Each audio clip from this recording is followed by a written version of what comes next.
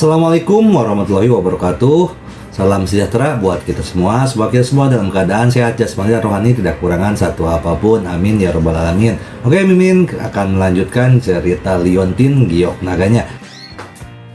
Bab 1316 sampai bab 1320. Pada saat ini, pria gendut dan pria buta yang berada di samping mereka tersentak saat melihat Ye Chong dipukul mundur.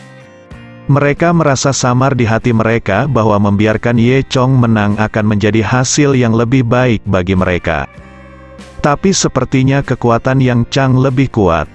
Nyatanya, hard power Yang Chang memang lebih kuat dari Ye Chong. Namun, Ye Chong tidak terlalu khawatir, karena pada akhirnya, ketika itu benar-benar buruk, dia masih punya tipuan, Dragon God Domain. Ye Chong yakin sekali dia menggunakan domain Dewa Naga, dia bisa membunuh Yang Chang. Namun, setelah menggunakan domain Dewa Naga, kekuatannya sendiri juga akan habis. Itu sebabnya Ye Chong selalu enggan menggunakan trik ini, jadi dia dan Yang Chang pertama-tama melakukannya dengan susah payah. Di sisi lain, Yang Chang bahkan lebih kesal ketika melihat bahwa Ye Chong tidak dapat menyerang Ye Chong untuk waktu yang lama.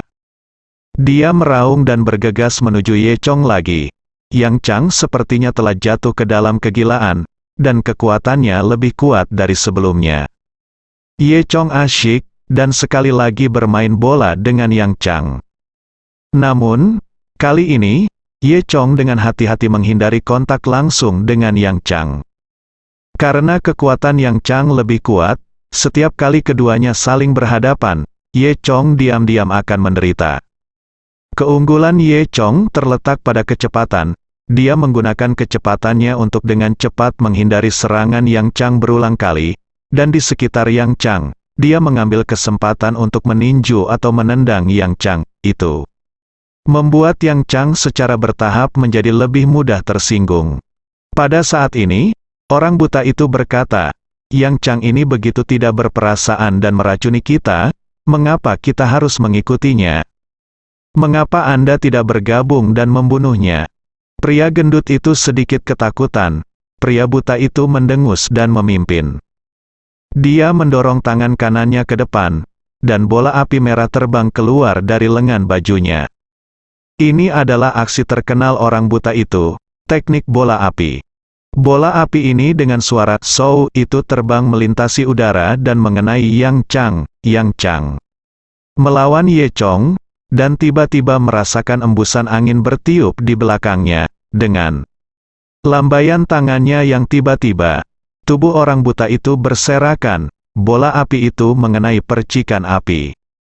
Yang Chang menatap pria buta itu dengan kejam, "Kamu adalah orang kedua yang mati." Orang buta itu menggertakkan giginya. Sekarang dia telah bergerak, tidak ada jalan untuk mundur. Orang buta itu secara alami menyadari hal ini. Setelah itu, dia bekerja sama dengan Ye Chong. Ye Chong menahan Yang Chang dari depan, dan ketika Yang Chang sedikit ceroboh, orang buta itu melemparkan bola apinya. Satu demi satu, bola api itu mengenai Yang Chang. Meskipun Yang Chang kuat dan bisa menahan sebagian besar bola api, dia masih terkena bola api di 3 tempat. Terima kasih Yang Chang He tidak terluka karena tingkat kultivasinya yang tinggi. Pada saat ini, pria buta itu mendorong pria gendut itu, "Kamu pria gendut, tunggu apa lagi? Menunggu Yang Chang membunuh Ye Chong, lalu datang dan membunuh kita. Fatih, jangan khawatir. Aku tidak akan melakukan apapun padamu," kata Yang Chang. Sudah sulit baginya untuk berurusan dengan 2 orang, dan dia tidak ingin pria gendut itu bergabung dalam pertempuran. Pada saat ini, Ye Chong meluangkan waktu untuk mengatakan, "Pria gendut, jangan, aku tidak tahu, Yang Chang yang mencuri tas brokat pinkmu." Ketika lelaki gendut itu mendengar ini, dia tercengang, "Kamu, apa yang kamu katakan?" Ye Chong tersenyum dan berkata, "Apa, Yang Chang, apakah aku benar?" Murid Ye Chong menjadi ungu ketika dia mengajukan pertanyaan. Otak Yang Chang sepertinya kehilangan kendali sesaat, dia hanya ingin mengatakan yang sebenarnya. Aku tidak berhasil. Aku berhasil. Bagaimana? Kalian semua harus mati untukku hari ini. Namun, Yang Chang begitu kuat sehingga dia pulih dengan cepat. Dia diam dengan cepat, tapi sudah terlambat. Ketika pria gendut itu mendengar ini, dia dipukul dengan keras. Bukan karena Yang Chang, yang sangat dia percayai, mengkhianatinya, tetapi karena dia menemukan bahwa IQ-nya benar-benar tidak bagus. Pria gendut itu merasa IQ-nya telah dihina. Pria gendut itu meraung dengan marah. "Ya, bajingan, beraninya kamu berbohong padamu, pria gendut, aku tidak akan duduk di pantatmu untuk melihatmu hari ini," si gendut juga bergegas maju dan bergabung dengan kelompok pertempuran. Kekuatan Fatih memang lemah, tapi kebugaran fisiknya sangat bagus, seperti tangki manusia yang besar. Dia mengamuk seperti banteng liar. Selain itu, Ye Chong terus menyerang dari depan. Dan pelecehan terus-menerus terhadap orang buta. Untuk sementara, teknik Yang Chang berangsur-angsur menjadi kacau, sedikit meregang. Saat semua orang bertarung dengan sengit, suara seperti bel perak tiba-tiba terdengar. Menyenangkan, menyenangkan, pertarungan yang bagus, pertarungan yang bagus. Little Bell berteriak sambil tersenyum sambil bertepuk tangan. Melihat penampilan Little Bell, hati semua orang menegang. Sekarang, mereka bertiga, Yang Chang dan Ye Chong, telah mencapai keseimbangan. Tidak peduli siapa yang dibantu Bell kecil ini, pihak itu akan menang. Jika dia membantu Ye Chong dapat membunuh Yang Chang. Jika dia membantu Yang Chang, Ye Chong hanya dapat menggunakan Dragon God Domain miliknya. Meskipun Yang Chang dapat dibunuh dengan menggunakan Dragon God Domain, dia akan benar-benar kehilangan kekuatan tempurnya di periode waktu berikutnya. Jika Anda bertemu orang lain saat ini, Anda akan mati tanpa tempat untuk menguburkan Anda. Pada saat ini, Yang Chang adalah yang pertama bereaksi dan berkata, "Little Lingdang, bantu aku membunuh mereka bertiga hari ini, dan aku akan memberimu semua batu giok api mereka. Bagaimana kalau kita melewati level bersama?" Yang Chang mengajukan sarannya sendiri. Orang buta itu buru-buru berkata, "Lingdang kecil, jangan percaya padanya, dia munafik, hati-hati dia akan menjualmu lagi." Yang Chang berdalih, "Kentut omong kosong apa yang kamu bicarakan? Kamu sampah tidak lawan saya, hanya meremehkan saya di sini." Little Bell terkikik. Itu, Yang Chang sangat gembira ketika mendengar Little Bell memanggil namanya. Dia pikir Little Bell akan membantunya. Tanpa diduga, lonceng kecil itu mendengus dan berkata, "Yang Chang, jangan berpikir aku tidak tahu. Kamu mencuri perlengkapan merah muda pria gendut ini, lalu membunuh Ma Zuang, dan menyalahkan rekan satu timmu. Aku bisa melihat semuanya dengan jelas. Jika aku membantu kamu, kamu mungkin akan membunuhku juga." Saat dia berbicara, bel di tangan Little Bell bergetar dan mengeluarkan suara yang renyah. Yang Chang kaget, ekspresi kegembiraan barusan belum memudar dari wajahnya. Ketika dia mendengar nada dering yang tajam, dia merasa bingung, seolah-olah hatinya telah dipukul. Saat kesal, tubuhnya justru terasa sedikit panas, seolah-olah dia memiliki kasih sayang khusus pada Little Bell. Entah kenapa, lonceng kecil tiba-tiba merindukan dewinya. Memanfaatkan gangguan Yang Chang, dia sedikit melambat. Pertama-tama, pria gendut itu, seperti banteng, menghantam punggung Yang Chang, membuat Yang Chang terbang. Yang Chang melemparkan dirinya langsung ke arah Ye Chong. Ye Chong melihat kesempatan ini, dan meninju dengan seluruh kekuatannya, tepat mengenai dada Yang Chang. Hanya ada suara kakak, dan dada Yang Chang langsung dihancurkan oleh Ye Chong. Yang Chang memuntahkan seteguk darah, dan terbang seperti bola karet. Pada saat yang sama, orang buta itu tanpa ampun dan melemparkan beberapa bola api dengan santai. Semua bola api mengenai tubuh Yang Chang, tapi Yang Chang sudah kehilangan kekuatan tempurnya saat ini, dan terkena bola api seperti kain yang terbakar. Kemudian, dia jatuh ke tanah dengan boom, dan tubuhnya terbakar hebat. Yang Chang berteriak 2 kali dalam api, lalu mati di tempat. Mereka berempat bekerja sama dan akhirnya membunuh Yang Chang. Setelah membunuh Yang Chang, semua orang menghela nafas lega. Pada saat ini, lelaki gendut itu memandang Little Bell, dan berkata dengan senyum main-main, "Hei, saudari Little Bell, terima kasih banyak, terima kasih atas bantuan Anda, kalau tidak kita akan sengsara hari ini." Little Bell mendengus, dan lalu berjalan ke sisi tubuh Yang Chang. Dia menendangnya beberapa kali, dan mengeluarkan beberapa batu giok api Yang Chang. Di tubuh Yang Chang, selain tubuhnya sendiri, ada juga yang dirampok sebelumnya, dan kemudian dia mendapatkan Black King Kong dan apa yang tidak bisa dikatakan. Ada total 4 batu giok api. Little Bell berkata dengan gembira, "Hei, ada banyak sekali, semuanya sudah siap." Pada saat ini, pria gendut itu mendekat dengan senyum main-main. "Oh, saudari Little Bell, lihat, keempat ini, ditambah milikmu ya, kamu memiliki total 5 batu giok api, kan?" "Kenapa?" Lonceng kecil mundur selangkah. Pria gendut itu berkata, "Hei, apa yang harus kita katakan? Kita telah berbagi suka dan duka. Kita adalah teman baik, adik perempuan Bell. Bagaimana kalau kamu memberiku giok api?" Little Bell mendengus, "Aku tidak akan mencuri milikmu nyala. Giok Yusi, kamu bisa membakar dupa? Siapa teman baikmu?" Kemudian, Xiao Lingdang memandang dengan penuh kemenangan, melirik Ye Chong, dengan senyum di wajahnya, dan terpental pergi. "Hei, jangan pergi, kita bersatu, akan lebih mudah untuk melewati level," kata pria gendut itu.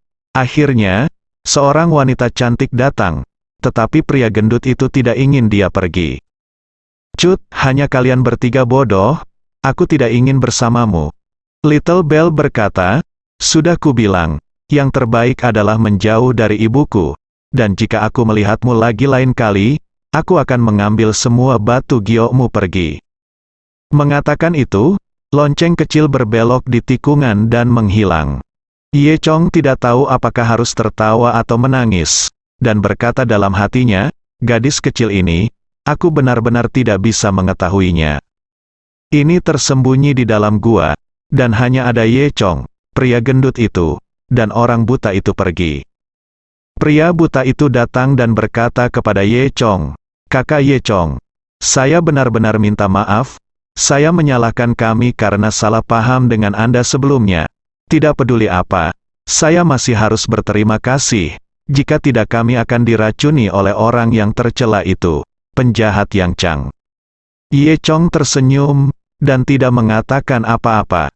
Secara alami, dia tidak akan memiliki pengetahuan yang sama dengan Fatih dan lainnya. Saat pria gendut itu melihat senyum Ye Chong, dia sedikit khawatir. Dia bertanya, "Kakak Ye Chong, kamu tidak akan merebut batu giok api kami?" "Bukan, ada 2. Jika dia merebut giok api dari dirinya dan orang buta itu, maka Ye Chong kebetulan memiliki 4 di antaranya." Semakin pria gendut itu memikirkannya, semakin dia merasa itu mungkin, dan dia merasa bersalah. Namun, Ye Chong tidak siap untuk merebut giok api dari tangan pria buta dan pria gendut itu. Dia tersenyum dan berkata, "Jangan khawatir, aku tidak akan." Kemudian lelaki gendut itu menghela nafas lega. "Kalau begitu, itu bagus, Kakak Ye, kamu terlalu istimewa.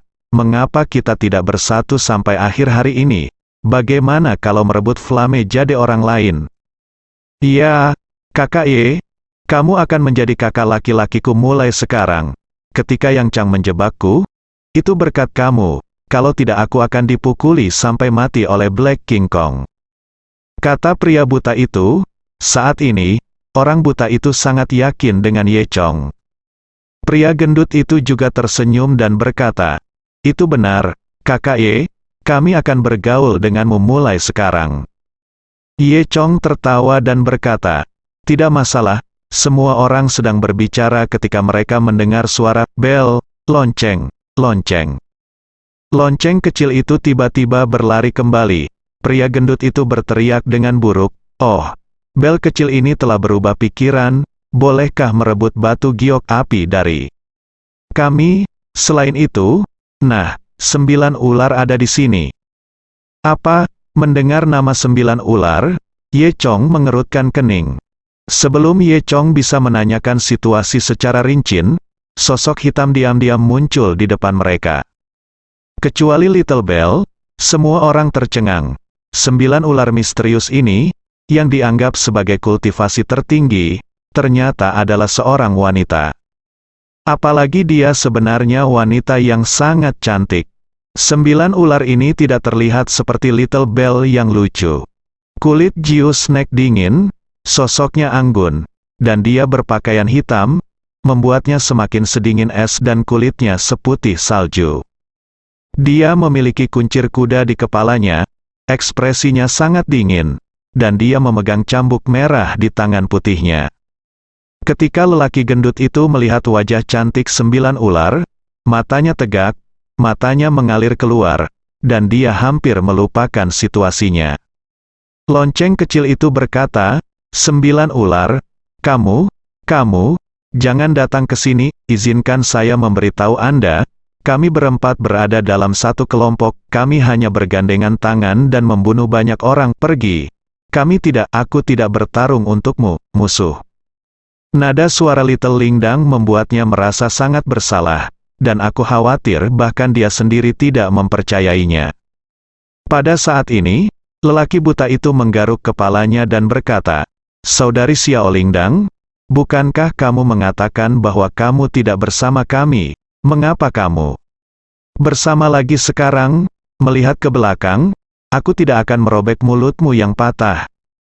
Pria buta itu segera menutup mulutnya dengan ketakutan. Pada saat ini, 9 ular berkata dengan dingin, "Serahkan semua batu giok apimu, lalu pergi." Lonceng kecil bertanya, "9, saudari 9 ular, kamu seharusnya memiliki banyak batu giok api di tanganmu, bukan?" 9 ular melanjutkan, "Kecuali beberapa dari kalian, semua orang sudah bersamaku." Ye Chong tercengang, kekuatan 9 ular memang sangat kuat. Little Bell melanjutkan, "Sister Nine Snakes, karena kamu sudah memiliki begitu banyak batu giok api, kamu harus lulus ujian, mengapa tidak memberi kami cara untuk bertahan hidup dan meninggalkan beberapa? Oke."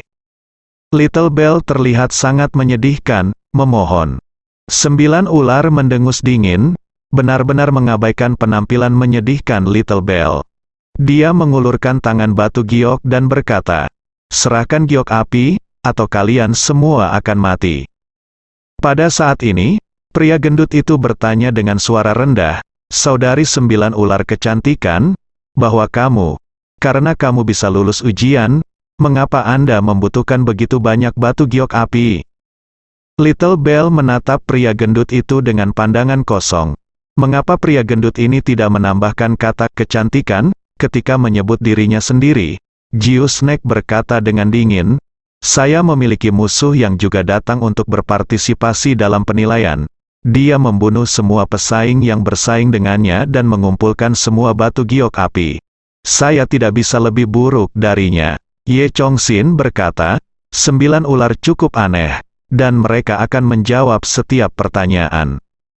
Pria gendut itu mengutuk dalam hati, sungguh musuh yang jahat. Membunuh mereka semua, pria buta itu heran. Hanya satu yang selamat karena keberuntungan, tapi dia juga terluka parah dan menjadi orang cacat selamanya. 9 ular melanjutkan, "Jadi, aku harus mengumpulkan semua batu giok api."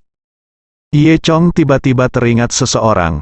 Orang yang melukai Zen bisa, apakah orang-orang Yuanzi adalah musuh 9 ular? "Entah kamu berikan padaku sekarang, atau biarkan aku membunuhmu dan mengambilnya sendiri," kata Jiu Snack dengan dingin. Pada saat ini, bel kecil berlari ke arah Ye Chong. "Hei, kamu yang paling kuat di sini, dan kamu juga memiliki giok api paling banyak di tanganmu. Cepat dan katakan sesuatu, maukah kamu memberikannya?" Ye Chong tidak bisa tertawa atau menangis. Lonceng kecil ini benar-benar dapat membuka matanya dan berbicara omong kosong. Jelas, dia memiliki giok api paling banyak di tubuhnya, jadi dia menaruh tanggung jawab pada Ye Chong. Pada saat ini, 9 ular juga menatap Ye Chong. Dia bertanya dengan dingin, memberi atau tidak? Jawab aku sekarang. Ye Chong menatap 9 ular, dan memberi 9 ular giok api, agar dia aman dan sehat. Namun, berpartisipasi dalam penilaian Istana Fen siang kali ini juga berakhir dengan kegagalan. Ye Chong secara alami tidak akan setuju. Ye Chong tersenyum dan berkata, tidak. Saat Ye Chong mengucapkan dua kata ini, 9 ular tidak berbicara omong kosong dan langsung menembak. Saya melihat cambuk di tangannya berubah menjadi lampu merah dan langsung menuju Ye Chong. Untungnya, Ye Chong sudah siap secara mental. Ye Chong meninju dengan keras. Detik berikutnya, kepalan tangan Ye Chong mengenai cahaya merah, membuat ledakan yang tumpul. Ye Chong terkejut dan mundur selangkah, merasakan lengannya mati rasa. Dia tidak menyangka 9 ular bisa menggunakan cambuk dengan sangat luar biasa. Cambuk ini hampir seperti perpanjangan lengannya, dan kekuatannya sangat tepat. Mereka yang bisa menggunakan cambuk lunak ini sedemikian rupa pasti yang terbaik dari yang terbaik, yang terkuat dari yang kuat. 9 ular berkedip, dan mereka menggertak ke arah Ye Chong. Sebelum dia mendekat, cambuk merah sudah ditarik ke arah Ye Chong. Ye Chong meninju lagi, menghalangi Hong Mang, basis kultivasi 9 ular sangat tinggi. Ye Chong memblokir cambuk, dan lengannya gemetar kesakitan. Segera setelah itu, cambuk 9 ular tampak hidup, dan hanya dengan sedikit goncangan, cambuk itu sekali lagi menarik ke arah Ye Chong dengan kekuatan yang besar. Transisi antara cambuk pertama dan cambuk kedua begitu cepat sehingga Ye Chong bahkan tidak sempat bereaksi. Menghadapi cambuk kedua, dia hanya bisa secara naluriah mengangkat tangannya untuk melawan. Dengan suara boom, cambuk itu ditarik dengan kuat di lengan Ye Chong, dan bahkan tubuh Dewa Naganya membuat tanda merah. Jiu Snake mengerutkan kening dan menatap Ye Chong. Bocah ini terkena cambuknya, tetapi lengannya hanya merah karena pukulan itu. Tahukah Anda, jika seorang ahli bela diri tingkat hitam biasa terkena cambuk 9 ular, lengan ini pasti tidak berguna. Ekspresi terkejut muncul di wajah dingin Jiu Snake. Faktanya, Ye Chong bahkan lebih berbeda dari 9 ular. 9 ular ini terlihat muda, tetapi mereka memiliki kultivasi yang sangat tinggi. Melihat bahwa dia gagal menyerang, 9 ular bergoyang dan menyerang Ye Chong lagi. Lampu merah menari liar dengan lengannya, seperti ular merah, menerkam Ye Chong. Ye Chong siap kali ini, dia tahu bahwa cahaya merah itu sangat kuat, jadi dia tidak berani mengambilnya dengan keras. Dengan pemikiran di benaknya, dalam sekejap mata, dia sudah mengeluarkan pedang tulang ikan dari senjata sihir luar angkasanya. Dengan suara, dang, cambuk 9 ular mengenai pedang tulang ikan. Pedang tulang ikan ini adalah artefak kuno, meski bentuknya aneh, tapi sangat tajam. Dengan lambaian Ye Chong, dia memotong sebagian cambuk 9 ular. Namun, lengan Ye Chong juga mati rasa karena shock. Ini adalah penindasan kekuatan jelas. 9 ular telah mencapai kekuatan seorang seniman bela diri tingkat hitam yang mendekati puncak. Kekuatannya cukup untuk mengalahkan Yang Chang. 9 ular gagal dalam satu pukulan, tetapi melihat Ye Chong memotong bagian cambuk kesayangannya dengan pedang patah. Dia tidak bisa menahan perasaan sedikit kesal. Dia mempercepat tangannya, dan terus menyerang Ye Chong. Cambuk di tangan Jiu Snake semakin cepat, dan terus mencambuk ke arah Ye Chong. Dan setiap kali Ye Chong mengangkat pedangnya untuk melawan, semua orang akan dikejutkan oleh kekuatan besar. Jika dia tidak dilindungi oleh tubuh Dewa Naga, beberapa kontak ini saja sudah cukup untuk melelahkan ototnya. 9 ular tidak menyangka pihak lain akan begitu sulit, dan merasa sedikit marah. Saat ini, saya melihat 9 ular berteriak ringan. 1 detik sebelumnya, dia menarik cambuk ke tangannya, dan detik berikutnya, dia melihat lusinan lampu merah keluar dari tubuh 9 ular. Lampu merah meledak, menutupi langit dan menutupi bumi, semuanya ditembakkan ke arah Ye Chong. Lampu merah itu cepat dan kuat, dan menyegel punggung, depan, belakang, kiri, dan kanan Ye Chong yang mundur sepenuhnya kedap udara. Ye Chong ingin bersembunyi, tapi tidak ada tempat untuk bersembunyi. Mereka yang menonton di samping, Xiao Lingdang, Fatih dan lainnya, tercengang. Ye Chong diam-diam menghela nafas di dalam hatinya, luar biasa. Detik berikutnya, banjir lampu merah telah mencapai dia. Jika Anda terkena lampu merah ini, Anda pasti akan mati. Pada saat krisis, Ye Chong tidak punya waktu untuk ragu. Dengan pikiran, pupil matanya berubah menjadi ungu lagi. Dia merilis domain Dewa Naga, dalam sekejap, dalam jarak 3 meter di sekitar Ye Chong. Semuanya dikelilingi oleh warna ungu. Segera setelah itu, ketika lampu merah melesat ke ruang ungu, sepertinya itu telah memasuki cairan kental. Kecepatan Hong Mang tiba-tiba melambat, Jiu Snack mengendalikan cambuk di tangannya, dan dia juga bisa merasakan perlawanan yang kental. Dia heran dan berpikir, sihir macam apa yang digunakan anak ini? Dia benar-benar menerobos celahku, sebelum 9 ular bisa bereaksi. Ye Chong berbalik melawan 9 ular dan menyerang 9 ular.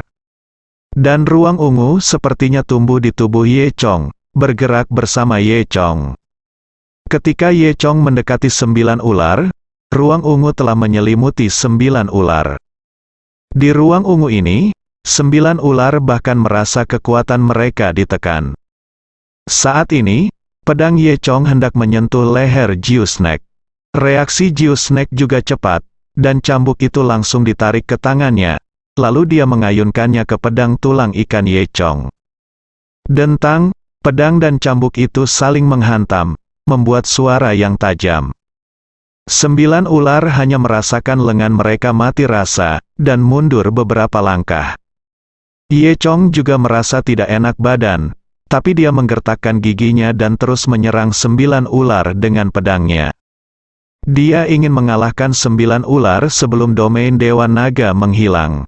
Namun, kekuatan 9 ular benar-benar terlalu kuat. Bahkan dengan restu dari domain Dewa Naga, Ye Chong masih tidak bisa menyerang untuk waktu yang lama. Dang, terdengar suara garing lainnya, dan pedang serta cambuk itu saling menghantam. Dan domain Dewa Naga Ye Chong menghilang tepat pada saat ini, dan tubuhnya terbang terbalik untuk jarak 6 atau 7 meter sebelum berhenti. Memanfaatkan upaya ini, Ye Chong diam-diam menelan pil. Jika tidak, dia mungkin akan jatuh ke tanah saat ini. Ye Chong diam-diam berpikir bahwa itu tidak baik. Dia tidak memanfaatkan domain Dewa Naga untuk berhasil mengalahkan 9 ular. Untuk mendukung domain Dewa Naga yang kuat, Ye Chong hampir kehabisan kekuatannya, dan sekarang dia telah kehilangan keefektifan tempurnya. 9 ular juga melihat petunjuknya. Meskipun dia tidak tahu metode apa yang Ye Chong gunakan sekarang, sepertinya dia tiba-tiba menjadi jauh lebih kuat.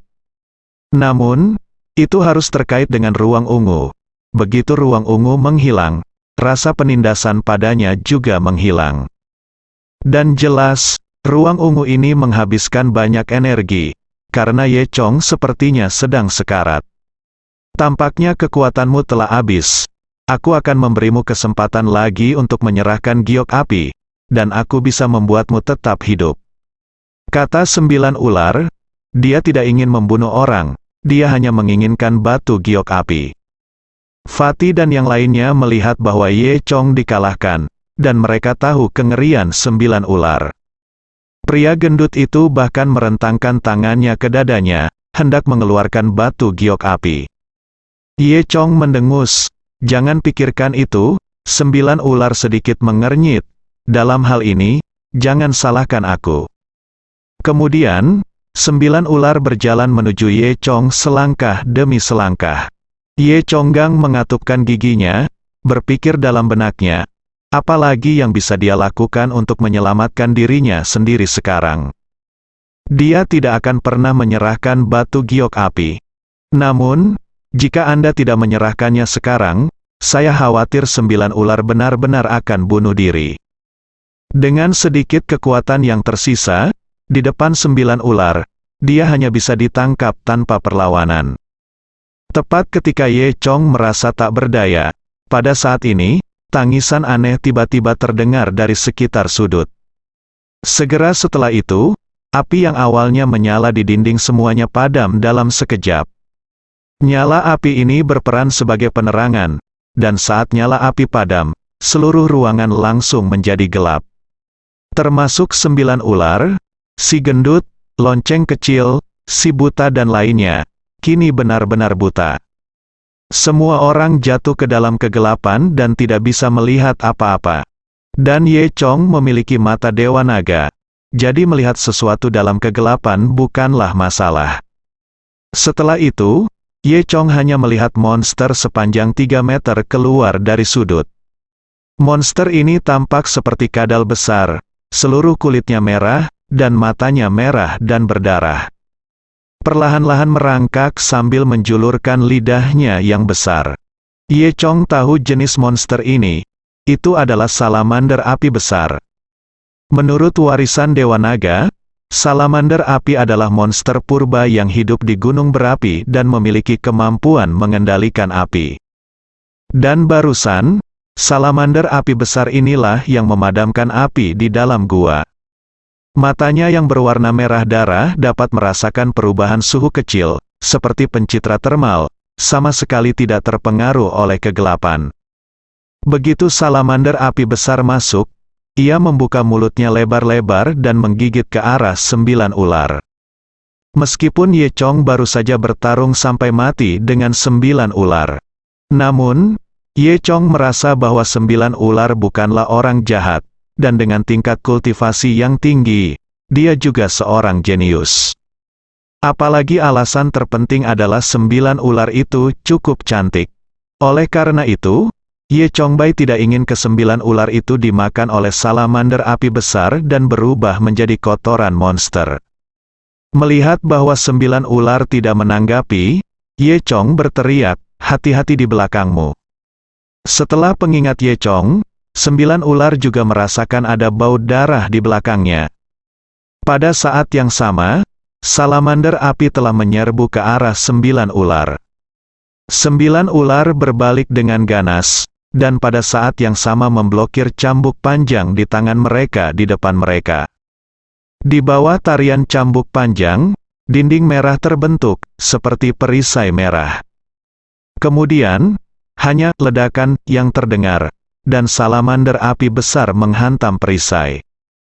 Salamander yang menyala itu besar dan kuat, dan langsung menghancurkan perisai di depan 9 ular. 9 ular tersingkir seketika. Dengan celepuk, dia jatuh tepat di bawah kaki Ye Chong, menutupi dadanya dengan tangannya, dan kemudian, seteguk darah mengalir keluar dari sudut mulutnya. Salamander api besar gagal dalam satu pukulan, dan merangkak ke arah 9 ular lagi. Dalam sekejap mata, itu sudah mendekati 9 ular. Salamander api besar membuka mulutnya lebar-lebar dan menggigit. Saat ini, 9 ular tergeletak di tanah. Meskipun dia sudah mencium bau busuk dari mulut monster itu, dia tidak bisa bereaksi sama sekali sekarang. Melihat 9 ular hendak ditelan oleh salamander api besar. Pada saat krisis, Ye Chong melompat ke depan, memeluk 9 ular, dan keduanya berguling ke samping. Pada saat yang sama, dengan suara dentang, salamander api besar itu menggertakkan gigi baja atas dan bawahnya dan bertabrakan. Jiu Snack terkejut ketika dia menyadari bahwa dia tiba-tiba dipeluk. Dia merasa Ye Chong yang memeluknya. "Kamu, apa yang kamu lakukan?" "Orang jahat, lepaskan." Pada saat ini, wajah Jiu Snack benar-benar merah. 9 ular ingin berjuang menjauh dari pelukan Ye Chong. Namun, dia baru saja diserang oleh salamander besar yang menyala-nyala, dan energi internalnya kacau, dan dia tidak bisa mengumpulkan kekuatan apapun. Dia hanya bisa berjuang beberapa kali dengan lemah di dada keras Ye Chong. Di sisi lain, salamander besar yang menyala itu menggigit, tetapi tidak ada yang menggigitnya, jadi dia sangat marah. Itu sangat marah, dan bola percikan keluar dari hidungnya. Mars melintas seperti cahaya yang berkedip, namun, pada saat ini, semua orang juga untuk sementara melihat situasi di dalam ruangan dengan jelas. Ye Chong berbisik, "Apakah kamu melihat betapa berbahayanya itu barusan? Aku menyelamatkanmu." Jiu Snack berkata dengan marah, "Oke, terima kasih telah menyelamatkanku, tetapi bisakah kamu melepaskanku sekarang?" Ye Chong menemukan bahwa dia masih menggunakan 9 ular. Dia tersenyum malu, cepat berbalik, dan kemudian duduk. Jiu Snack Heart berkata, "Anak ini benar-benar aneh, dia masih bisa tertawa di saat kritis seperti itu." Namun, Ye Chong baru saja terinspirasi oleh Mars. Dia berkata kepada orang buta itu, "Orang buta, gunakan teknik bola api untuk menyalakan api." Orang buta itu bereaksi dan segera melemparkan 2 bola api. Dalam sekejap, seluruh gua diterangi. Bola api ini seperti suar dan tidak bertahan lama. Namun untungnya, di tangan orang buta itu, dia terus-menerus melemparkan bola api ke udara. Semua orang melihat situasi di dalam gua dengan jelas. Salamander api besar sedang mencari target berikutnya dengan marah. "Ayo pergi bersama. Jika kita tidak bersatu sekarang, kita semua akan dimakan oleh salamander api besar ini," kata Ye Chong. Kalimat ini memainkan peran yang sangat penting. Mendengar ini, semua orang juga menjadi kejam. Fatty dan Little Bell bergegas maju pada saat bersamaan. Pria gendut itu bertubuh besar.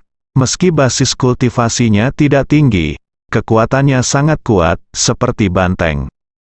Pada saat ini, pria gendut itu menabrak salamander besar yang menyala dengan tubuhnya dengan putus asa. Hanya mendengar ledakan, salamander api besar itu benar-benar dipukul, dan sedikit condong ke samping. Pria gendut itu terpental oleh gaya reaksi yang sangat besar. Dia terbang sejauh 4 atau 5 meter, duduk di tanah, dan berteriak. Pada saat yang sama, lonceng di pergelangan tangan Little Bell mengeluarkan suara yang renyah lagi. Suara renyah ini bergema di seluruh gua. Salamander besar yang menyala itu menjerit kesakitan seolah-olah telah dirangsang.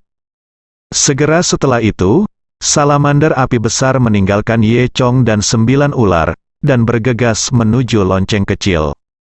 9 ular dapat menarik napas, menyesuaikan darah mereka, dan memulihkan beberapa persen dari kekuatan mereka. Melihat salamander besar yang menyala, lonceng kecil bergegas ke arahnya. Dia berteriak ketakutan, "Oh tidak, selamatkan aku."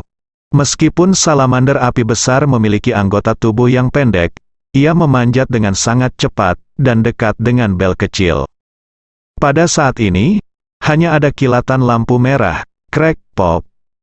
Lampu merah mengenai salah satu mata salamander besar yang menyala itu.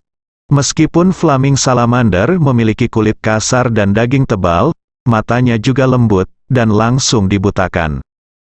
Itu kesakitan dan menjerit aneh. Memanfaatkan celah ini, Little Bell telah melarikan diri. Dan cambuk panjang di tangan 9 ular tidak berhenti, seolah-olah hidup, tiba-tiba menoleh, dan membutakan mata lain dari salamander api besar. Kapan salamander api menderita kerugian seperti itu? Itu kesakitan dan marah, mengamuk dengan marah, dan bergegas menuju arah 9 ular terlepas dari segalanya. Pada saat ini, pria buta itu berteriak, "Cepat, aku kehabisan bubuk mesiu." Jika teknik bola api menghilang, semua orang akan jatuh ke dalam kegelapan lagi. Di celah yang diterangi oleh 2 bola api, salamander yang menyala telah mendekat. Itu membuka mulutnya lebar-lebar, dan hendak memakan 9 ular. 9 ular menjentikkan cambuk panjangnya, dan cambuk itu melilit mulut salamander api besar seperti ular. Kadal air besar yang menyala-nyala menoleh, mencoba melepaskan cambuk. Dan 9 ular juga mencoba yang terbaik untuk mengendalikan cambuk itu. 9 ular mengatupkan giginya dengan erat, butir-butir keringat muncul di dahi putih mereka. Jelas, dia juga mencoba yang terbaik untuk melawan salamander api besar. Saat ini, pria gendut itu mengambil beberapa langkah untuk berlari, lalu melompat ke udara. Kemudian, seperti bola meriam manusia yang besar, dia jatuh dari langit dan menghantam salamander yang menyala-nyala itu. Little Bell dan si buta juga melompat dengan sekuat tenaga untuk membantu si gendut. Mereka bertiga bekerja sama dan menginjak punggung salamander besar yang menyala itu, dan kadal air besar yang menyala itu hancur ke tanah. Tentu saja, ini terutama karena berat badan pria gemuk itu. Ye Chong melihat kesempatan itu, memegang pedang tulang ikan di tangannya, dan melompat. Pedang tulang ikan itu sangat tajam. Dengan suara puff, pedang tulang ikan itu dimasukkan ke dalam otak salamander api besar, sesederhana memotong melon dan sayuran. Salamander besar yang menyala itu berjuang beberapa kali di tanah, lalu berbaring di tanah dan mati. Api di dinding sekitarnya menyala lagi, menerangi seluruh gua. Semua orang juga menghela nafas lega. 9 ular jatuh lemas ke tanah, terengah-engah, bergulat dengan salamander api besar barusan telah menghabiskan seluruh kekuatannya. Ye Chong juga bersandar pada mayat salamander api besar, bernapas dalam-dalam. "Terima kasih telah menyelamatkanku barusan," kata Jiu Snack. Ye Chong hanya tersenyum, dia bahkan tidak memiliki kekuatan untuk menjawab. Pria gendut, pria buta, dan lonceng kecil itu semakin kelelahan, kaget dan ketakutan. Saat krisis diangkat, semua orang santai dan berbaring di tanah untuk menyesuaikan napas.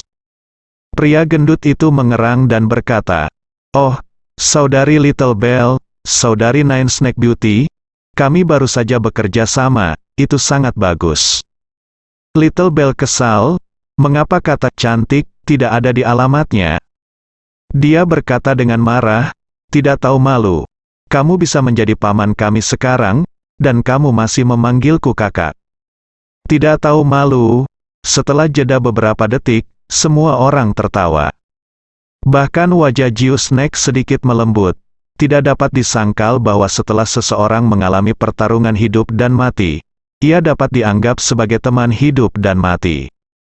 Persahabatan semacam ini cenderung cepat, tetapi juga sangat kuat. Setidaknya untuk saat ini, tidak akan ada lagi pertengkaran di antara beberapa orang ini. Bahkan jika mereka ingin bertarung, mereka tidak memiliki energi tersisa.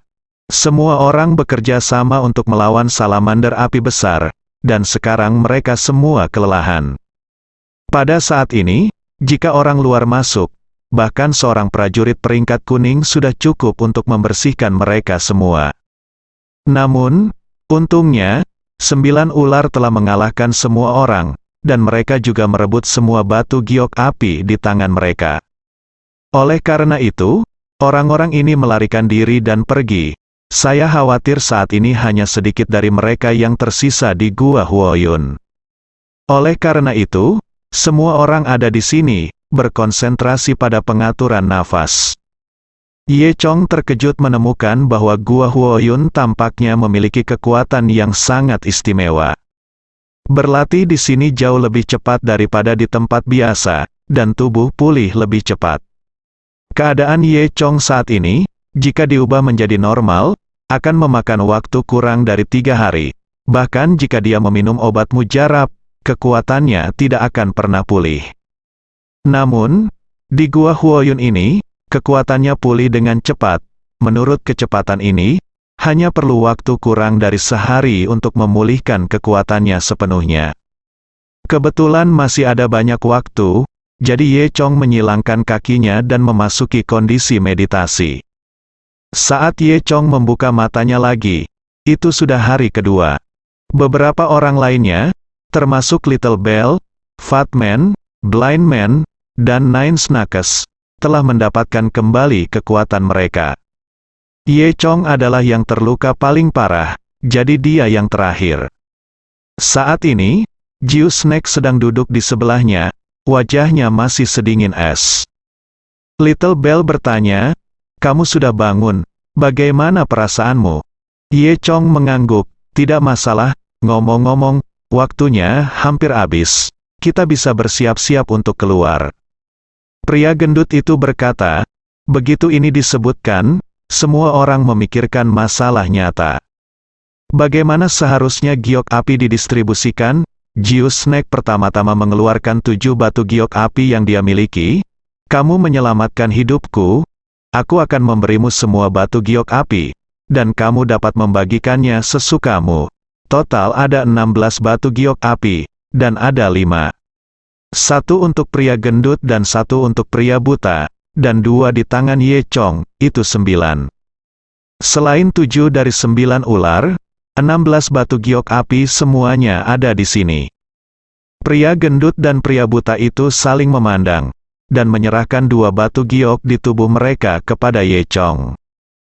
"Kakak Chong, kamu yang menugaskannya," kata orang buta itu. Little Bell berpikir sejenak, dan mengeluarkan 5 miliknya. "Terima kasih kepada Anda yang memerintah semua orang. Kami membunuh monster itu, dan sekarang Anda akan membagikannya." Semua orang rendah hati untuk sementara waktu. Ye Chong agak malu. Sekarang, Ye Chong memiliki 16 batu giok api di tangannya. Setiap orang dapat melewati level selama mereka memiliki 4 batu giok, tetapi sekarang ada 5. Dengan kata lain, 1 orang harus dihilangkan. Tapi siapa yang harus dihilangkan? Bukankah ini hanya masalah bagi Ye Chong? Orang buta itu berkata, "Kakak Chong, kamu adalah kakak laki-laki tertuaku, jadi kamu dapat menugaskannya sesukamu. Bahkan jika kamu tidak memberikannya kepadaku, aku tidak memiliki keluhan. Lagi pula, kultivasiku adalah yang terburuk di sini." Lonceng kecil memandang Ye Chong sambil tersenyum, "Kakak Ye, kamu harus memberiku 4. Selama kamu memberiku 4, aku akan menjanjikanmu syarat apapun." Ye Chong mengedipkan mata. Ye Chong tidak tahu apakah harus tertawa atau menangis, dan menatap 9 ular lagi. Wajah Jiu Snake sangat tenang. Ye Chong tiba-tiba bertanya, 9 ular, apakah kamu tidak takut aku tidak akan memberimu batu giok?" Ye Chong tersenyum, dan berkata kepada semua orang, "Salamander api besar dibunuh oleh 5 kita bersama. Tidak ada yang bisa melakukannya tanpa siapapun. Saya tidak akan meninggalkan siapapun. Dan kita berlima akan lulus ujian bersama." Bersambung.